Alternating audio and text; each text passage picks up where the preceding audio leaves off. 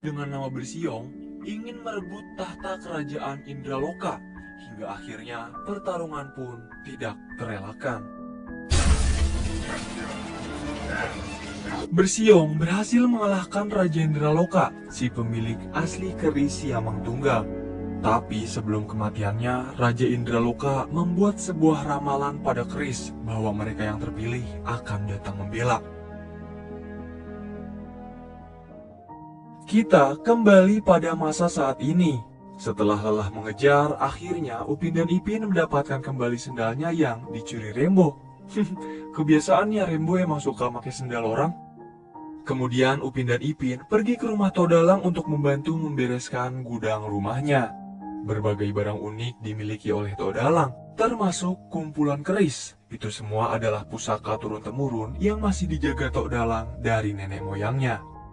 Nah, Todalang juga memiliki sebuah keris pemberian Uncle Atong yang konon katanya itu merupakan sebuah keris Siamang Tunggal. Terus lagi asik-asiknya ngobrol, tiba-tiba Rembo loncat sambil ngeberakin Todalang. Akhirnya Todalang pun meninggalkan Upin Ipin untuk merapikan gudangnya. Gak lama kemudian Upin dan Ipin disamperin nih sama teman-temannya. Ada Jarjit, Fizi, Ehsan, Mail, Meimei, dan juga Susanti. Mereka pun akhirnya bersedia membantu untuk merapikan gudang supaya cepat selesai, lalu pergi untuk bermain. Salah satu peti yang sedang Ipin rapikan bergetar sendiri. Setelah diperiksa oleh mereka, ternyata peti itu berisikan sebuah keris Siamang Tunggal, keris sakti. Nah, Mail mencoba mengangkat keris itu, tapi ia tidak kuat. Kemudian Upin dan Ipin mencoba mengangkatnya, lalu tidak sengaja mereka jatuhkan. Ehsan dengan spontan mengambil foto keris itu menggunakan handphonenya dan tidak sengaja memotret mantra yang tertulis di gagang keris.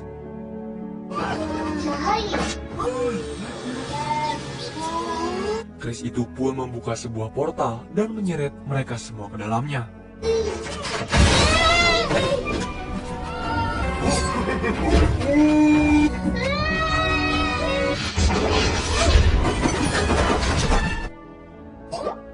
Ipin, Fizi, Mail, dan Susanti jatuh di sebuah tempat yang tidak mereka ketahui sama sekali.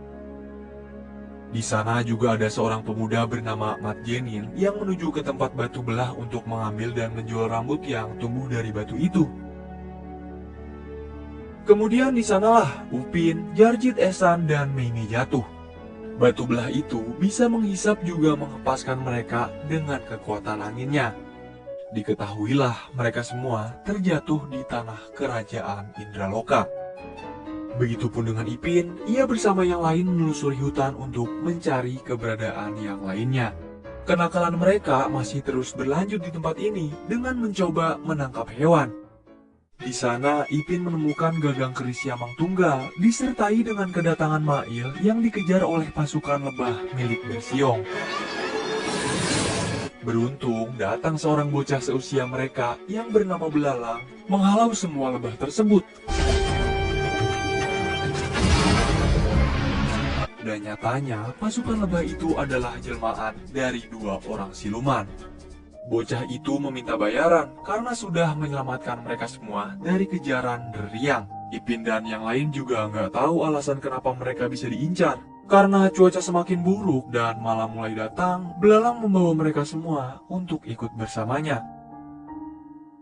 Di dalam istana, Bersiong sangat merasa marah bercampur gelisah karena merasakan kembali kehadiran energi keris Siamang Tunggal. Ia pun menyuruh seorang peramal yang menjadi kunci untuk membuka batu belah dan para ajudannya untuk mencari kehadiran keris Siamang Tunggal. Saat ini, Ipin bersama yang lain berada di rumah Belalang. Rupanya peramal Bersiong adalah ayahnya Belalang sendiri. Gak pakai lama, ia pun mengajak mereka semua kabur bersembunyi dari Bersiong. Secara tidak sengaja, gagang keris jatuh dari kantong Ipin. Peramal pun langsung kaget dong mengetahui keris itu kembali lagi di tangan seorang bocah sesuai apa yang sudah diramalkan. Dan anehnya lagi, gak ada yang bisa mengangkat keris Siamang Tunggal selain Upin dan Ipin. Tiba-tiba tanda bahaya berbunyi. Kemudian peramal segera membuka sebuah pintu rahasia untuk jalan kabur mereka, termasuk anaknya sendiri yang juga diamanatkan agar menjaga Ipin.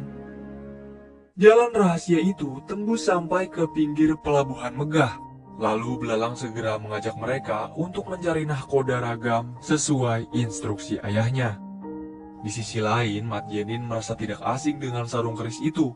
Ia mengaku-ngaku kalau sarung keris itu adalah miliknya untuk dijual, menghayal mendapatkan banyak uang, lalu menikahi putri kerajaan. Karena nggak tahu harus kemana, Upin bersama yang lain terus mengikuti tujuan Mat Jenin deh sampai ke sebuah pulau pisang. Nah, selain pohon pisang, pulau itu juga dipenuhi oleh para bajak laut dan seorang nenek bernama Mak Diruma.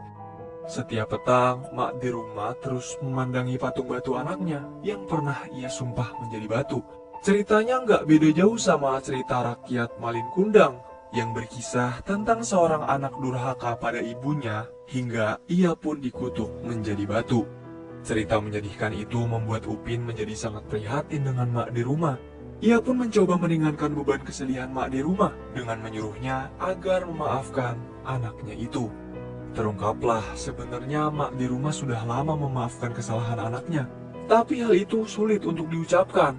Dan sekaranglah baru Mak Diruma bisa mengucapkan kata maaf untuk anaknya.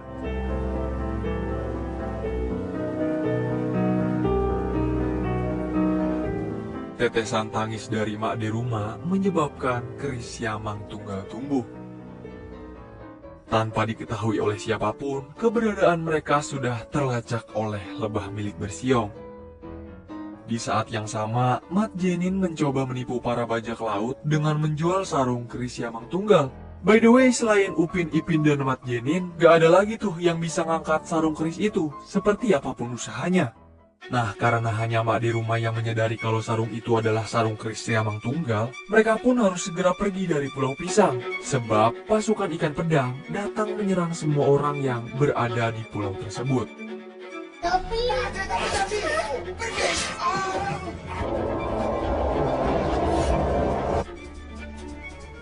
Bersiong sudah mengetahui kalau Upin dan Ipin yang memegang keris Siamang Tunggal. Lalu dengan segera ia mengutus para ajudannya untuk mencari keberadaan Upin dan Ipin. Nah, Bersiong mau menghancurkan sebuah ramalan yang pernah dibuat oleh Raja Indraloka tadi di awal, bahwa mereka yang terpilih akan datang membela. Sebuah acara panggung diadakan di Pelabuhan Megah. Semua orang pun bergegas untuk pergi menyaksikan acara tersebut, termasuk Upin bersama Mat Jenin dan yang lain. Acara itu mempertunjukkan wayang yang menceritakan tentang kisah keris Siamang Tunggal akan datang bersama kesatria terpilih untuk mengalahkan Raja Bersiong. Di tengah acara, akhirnya Upin dan Ipin bisa bertemu kembali. Di saat yang bersamaan, para ajudan Bersiong, Ri dan Ang tiba di tempat yang sama. Mereka mengincar keris yang dipegang oleh Upin dan Ipin. Warga setempat pun panik, kemudian melarikan diri. Sedangkan Mat Jenin dan pemilik acara wayang mencoba menahan mereka.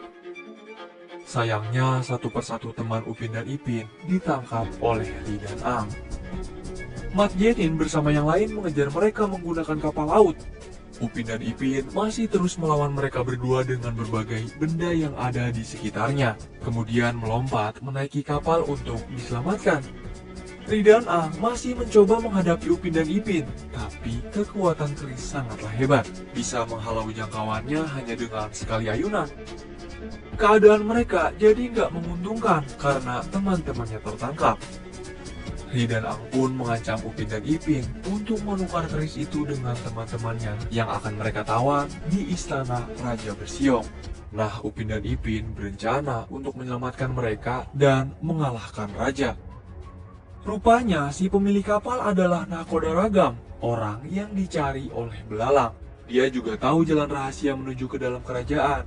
Pertama-tama, mereka akan berlayar ke Pulau Angan Makanan. Di sana, Upin dan Ipin masih sempat-sempatnya terpisah dari rombongan karena sendal milik Upin dicuri oleh makhluk aneh. Mereka mengejar makhluk tersebut sampai ke sebuah tempat. Nah, tempat tersebut membuat Upin dan Ipin lupa dengan tujuan mereka sebenarnya. Mereka malah asik bermain dengan binatang yang belum pernah mereka lihat. Sampai di sebuah goa, Upin dan Ipin mendengar lantunan cengkok dari dalam sana. Gua itu membawa mereka sampai ke sungai susu dan memperlihatkan sebuah ukiran yang ada di tembok sekitar mereka. Gambar-gambar itu membuat mereka menjadi sangat rindu dengan keluarganya yang berada di rumah.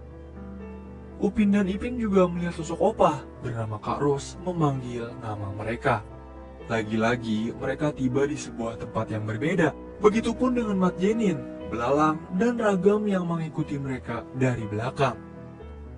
Di tempat itu, mereka bertemu dengan Bawang Merah, gading penunggu Goa Cerita. Kisahnya, Bawang Merah dipenjara di dalam tempat tersebut karena difitnah oleh Bawang Putih, yang juga kini sedang berada di dalam penjara di istana bersama teman-teman Upin dan Ipin. Di penjara itu juga, mereka bertemu dengan ayahnya Belalang, dan hanya Upin dan Ipinlah yang bisa menyelamatkan mereka juga kerajaan Indraloka dari genggaman Raja Bersiong. Bawang Putih meminta maaf atas kesalahannya.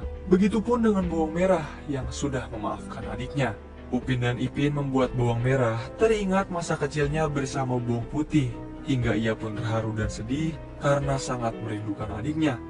Nah, tangisan Bawang Merah membuat sebuah keajaiban. Sumur rahasia menuju ke kerajaan kembali terisi dengan air.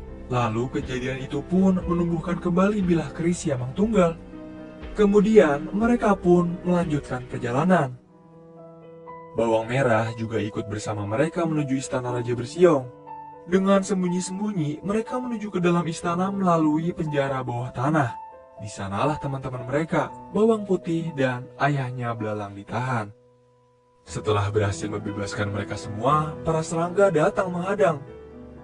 Mat Jenin bersama Raga masuk ke dalam istana, dan semuanya terungkap di sini.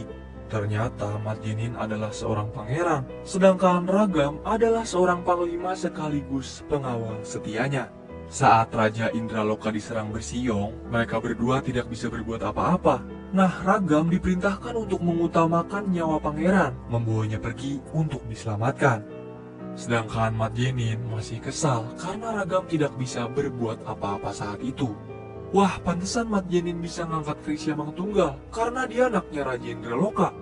Mat Jenin gak boleh terlalu larut dalam kesedihannya, karena ini adalah saatnya ia untuk menuntut bekas dendam kepada Bersiong, sebab hanya dia satu-satunya penerus Raja Indraloka. Tetesan dari air mata Mat Jenin menjadi ujung bilah keris Siamang Tunggal. Dan di saat itu juga, Bersiong datang untuk melawannya.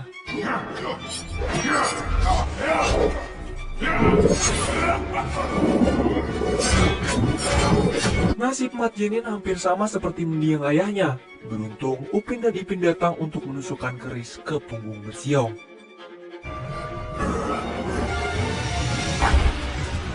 Belalang bersama yang lain melawan Ri dan Ang.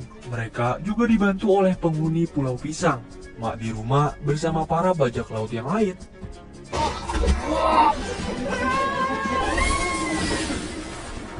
Ayah Belalang bersama Mak di rumah pergi untuk melihat pangeran. Efek serangan keris belum berpengaruh pada Bersiong, yang membuat Upin dan Ipin dalam keadaan berbahaya. Setelah membaca mantra yang tertulis di keris, Mat Jenin berubah menjadi roh kera putih, menyelamatkan Upin dan Ipin, lalu kembali melawan Bersiong.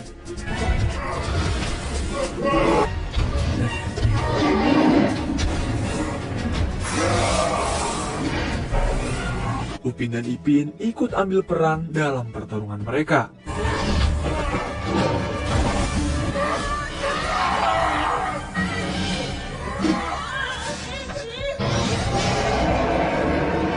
Mereka berdua berhasil mengenai titik lemah Bersiong.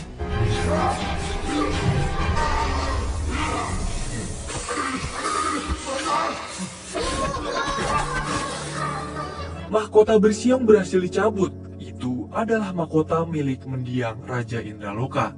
Bersiong pun seketika musnah bersama dengan para ajudannya. Mereka semua berhasil. Istana kerajaan kembali ke pemiliknya yang sah.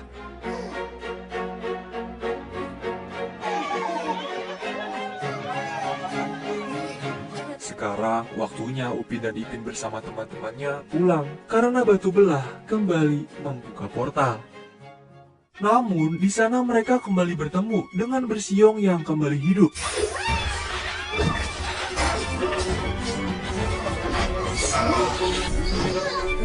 Sekali lagi, Upin dan Ipin berhasil menemukan kelemahan Bersiong yang terletak di serangga. Dengan menggunakan keris Yamang Tunggal, Raja Jenin berhasil memastikan kematian Bersiong. Keris itu kembali buntung seperti sebelumnya, meneteskan 3 air untuk menghidupkan batu belah.